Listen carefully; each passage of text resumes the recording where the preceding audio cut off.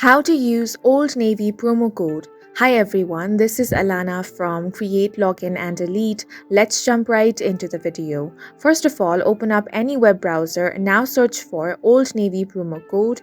Here you're going to find different websites that offer you the deals and promo code for Old Navy. You simply want to click on any one of them. Make sure you click on a reliable website such as this one, which is coupons.com. Here you can explore different offers and promo codes.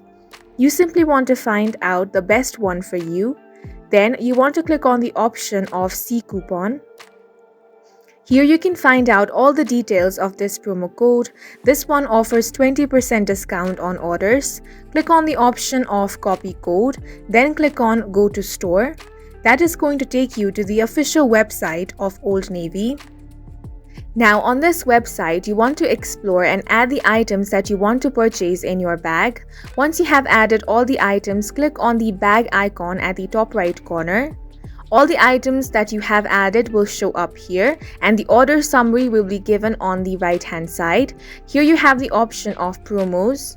On this space, you want to enter your promo code. Simply paste the promo code that you have copied. Then click on the apply button and all the discount will be now applied.